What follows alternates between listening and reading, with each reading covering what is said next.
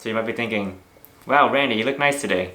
You're wearing like a dress shirt and tie. What, are you going in for an interview today? Yes I am. Today I'll be answering some generic interview questions that you might be asked if you apply for a job. But here's a twist.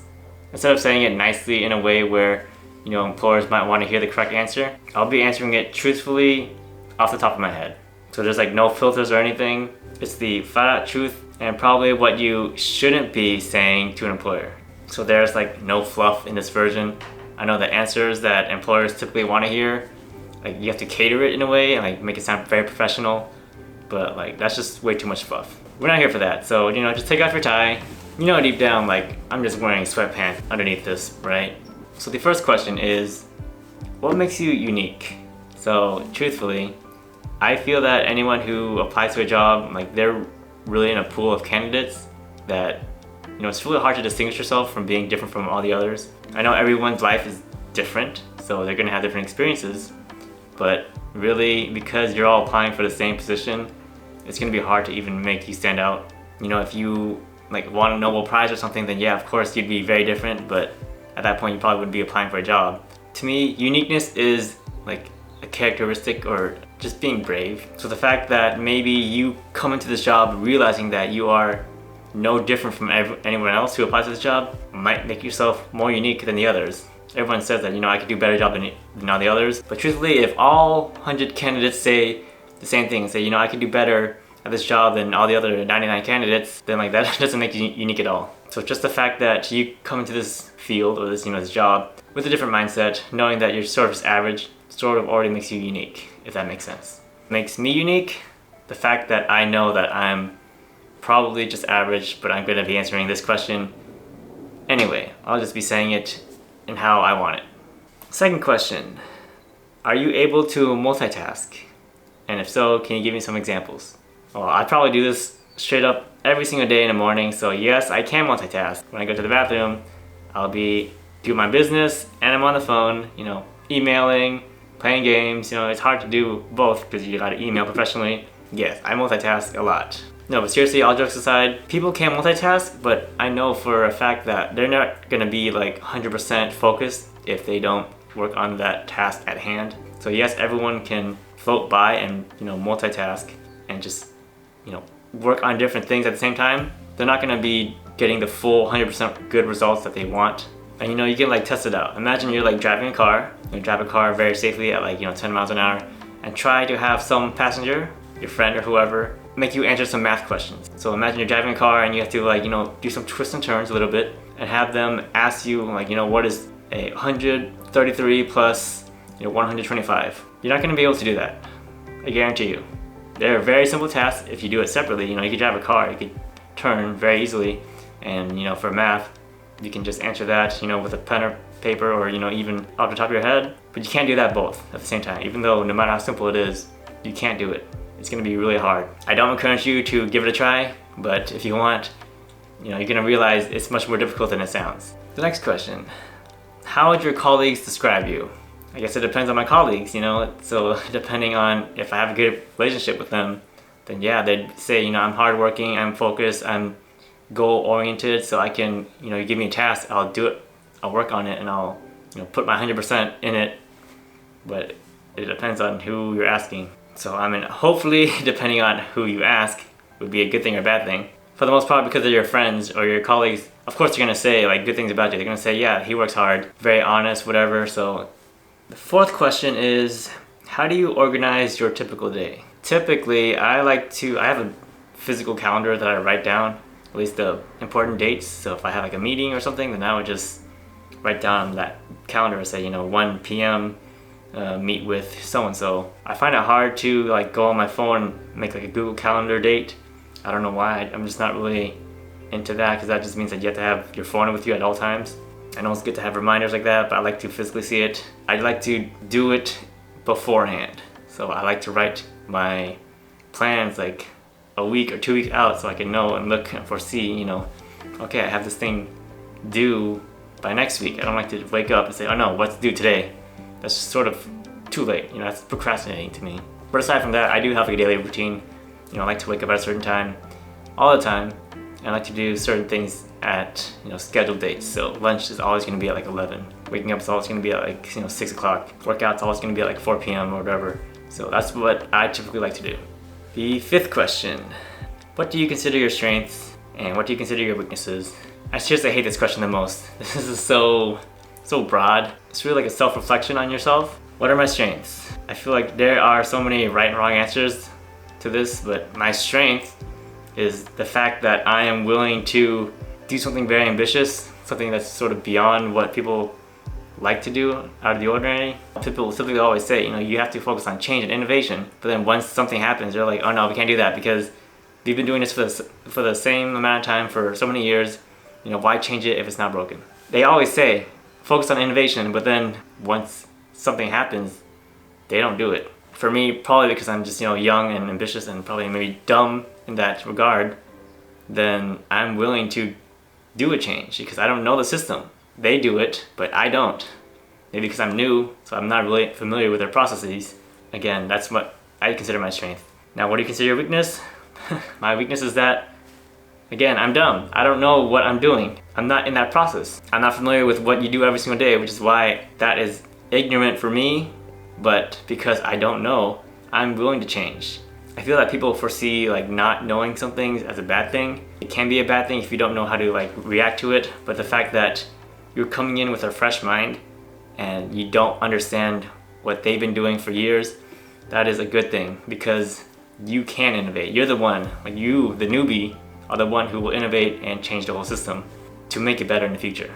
So I don't foresee this as a weakness. I know people typically see, again, not knowing something as a weakness, but I see it as a strength. So I might tailor it in a way where I don't know things, but I'm willing to learn, and you should be open-minded to learn also. So it sort of backfires on them too. When they ask me this question, I explain it like this, and then they sort of foresee, oh, maybe I am close-minded.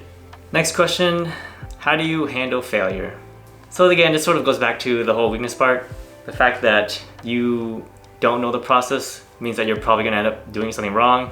You're gonna fail at it. I know during school, when you fail a class, you are like shunned. You are the failure, you're hopeless, you're miserable, like things just go bad if you fail. Yes, you don't wanna fail because you don't want to like look bad or stupid, or you spend lots of time and money to work on something but then it failed. But like see failure as a learning process rather than a end of the line or end of the road. If you think of like, the hardworking people, like, whatever, say Thomas Edison, he messed up a lot. The fact that you can mess up but learn from it, that's when you actually are making progress towards succeeding. So it's not that you failed, it's just the fact that you found out one way is not gonna work. That's how you should handle failure. How I handle failure, I mean, yeah, it sucks. It sucks to fail, it sucks to do something wrong. You get yelled at by your boss, or you look down upon, you're not reliable or something. I don't see that as a bad thing. I see, getting yelled at as a bad thing. But the fact that if you're getting yelled at for failing and people see that around you, then that makes them want to hide their failure. Makes them want to lie about like doing something wrong. It makes them want to lie and not cover up what is wrong. So if you're getting scolded for failing, people are gonna hide it, and that's not a good thing. To me, I wanna take responsibility for my failure and learn from it. So I tell them if I fail, I don't want you to yell at me, like scold me and say, I'm gonna fire you. Realize that I took the hit for this whole, my entire colleagues. I took the hit of messing up and finding out what will not work. So that just means that you should not do what I do. That's how you should handle failure. Take extreme ownership for that messed up, process that you found out yourself. Bite the bullet, get yelled at, and turn that around to make it better so you can actually find out what does work. Well, I'm like rambling a lot, but again, I feel like it's good. How do you feel about constructive criticism? So this goes back to almost like failing and the weaknesses. Constructive criticism is when someone goes up to you and says, hey, you're messed up, you did something wrong. It points out your flaws. So it is them not making fun of you, but it is like a good way of reinforcing that, like they're sort of rubbing it in your face that you messed up. So how do I handle that? I know I am still learning. I know I'm stubborn, so I know when people go up to me and say I messed up, or that that I did mess up, I'm wrong, it's gonna hurt. Like it's gonna hurt your self-esteem, it's gonna hurt you, it's gonna make you feel like you're not adequate, or you're not like competent, or not smart enough to do this job. So it's gonna hurt you. It's gonna hurt your ego and everything, and it will discourage you. How I feel about it, like I'm gonna get sad, of course, But again, it all depends on how you look at it. Do you see this event as a failure or an opportunity to learn? Depending on how open-minded or closed-minded you are, will how you sort of react to constructive criticism. Again, my first response is that, maybe they're wrong. I'll feel angry, I'll feel sad, I'll feel upset. But then when I think about it, if I take a step back, with a third person point of view, I'm gonna look at it and say, maybe they're right, because I'm narrow-minded to the point where I worked on this process and I did it wrong, and I feel very frustrated. But when they're coming in with a different perspective and they're telling me, hey, they're rubbing it in my face, you're wrong, Randy, but here's what you should do. After I take some time to soak it in, then I can realize, maybe they're right. Just give me some time to soak it in. Let me feel sad and angry at me, and let me feel angry at you for rubbing it in. But then after a while, after I finish licking my wounds, then I'll be open to constructive criticism. The next question is, if you can go back 5 years in time, what would you do anything differently? Man, if I had a crystal ball, I knew what would happen. I would invest in Bitcoin, I would invest in the stock market, I would know what to do. I'd be rich at this point, besides investing in the right times. If I can go back 5 years ago, what would I do? I would not change my major or anything. I wouldn't change what I currently have, because really what I did do 5 years ago is what created me right now. So I was still in school during 5 years ago. I wouldn't change anything. So yeah, I messed up in class. Maybe I would have studied harder and then gotten an A rather than a B. But overall, that wouldn't have changed the outcome of my life. Obviously, what I would do is do everything that I did today, except better, to get better results.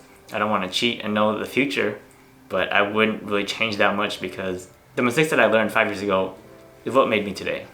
So I probably wouldn't do anything that completely different. Otherwise, I'd be a billionaire by now. Next question is, if I hire you, what is the first contribution you will make to the company? The first contribution I would make is the 401k, and then you're gonna match that, right? That's my contribution, and that match will be your contribution to me. But going back to actually working for this company, my contribution would be, well, really just dipping my toes into the culture and understanding their processes. So my contribution really is just learning what you guys do. It's really more so that you're contributing to my life, because I'm trying to fit in to your company. I feel so that the company should be contributing to you more than you contribute to them in your first few weeks there. And lastly, 10th question is, have you ever been fired? If so, what happened? So I've only been working at my job for 3 years. I only had one other career level job before this one. So I've never been fired. All the other jobs I've had were very small, not really career driven, working in a restaurant, working in a lab during school. So it's not anything that if I get fired, I'll get in trouble. All the jobs I've had, I just left, or they stopped because that was the end of the project, or I just had school or had other priorities. So truthfully answer this question, no, I've never been fired. On my previous job, I did get laid off because they finished the project, or really it was just a burning ship that people foresaw but they didn't want to say. Eventually that ship just kept burning and burning until after 5 years, everyone just abandoned ship and everyone just jumped out and then jumped onto a new ship, and then we were just left with a sunk ship. I felt it was so cowardice of them to just kick us out without saying anything till the last minute. They laid me off, although I probably should have fired them, because they were just, again, so cowardice, and that they didn't really feel like their employees were even worth telling that the ship was on fire. It was just messed up on their part. I didn't like that culture. And if you can see that already before, and you can foresee that the ship is just gonna burn also, you should be responsible to tell your other colleagues that the ship's on fire. We should all get out of here. That way you can at least have some connections, and so that you're building your reputation and your trust for your colleagues, rather than have the captain of the ship sort of just jump out and then leave you with what's left over. Alright, so that's my take on these 10 generic interview questions. I'm pretty sure if I said this to an employer, they would just kick me out within the first 5 minutes because of how blunt I am. But if you break it down, and I'm telling them as a friend, not as an employer or somebody that you're gonna hire, but as a true friend saying, this is what's gonna happen, they're gonna appreciate the fact that I'm saying this to them directly to their face. I'm not sugarcoating anything.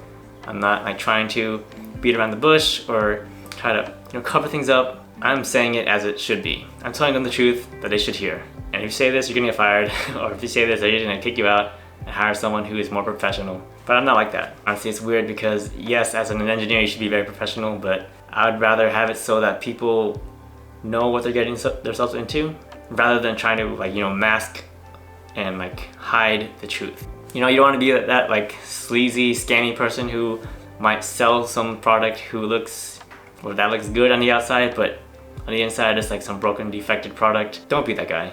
I don't want to be that guy. I want to tell you the truth. So if you like the video, go ahead and share, subscribe the video to all your friends and people who are probably going to interview. Don't tell them to answer these questions the way I answered it, but just let them know that this is deep down what you want to say, but you just can't, you just gotta hold it back and then just say it professionally. Gotta fluff that up, and I hate it. I hate the fluff. I wish everyone were just as truthful and blunt as it should be. Okay, that's all I have for the video. See you in the next one. Goodbye.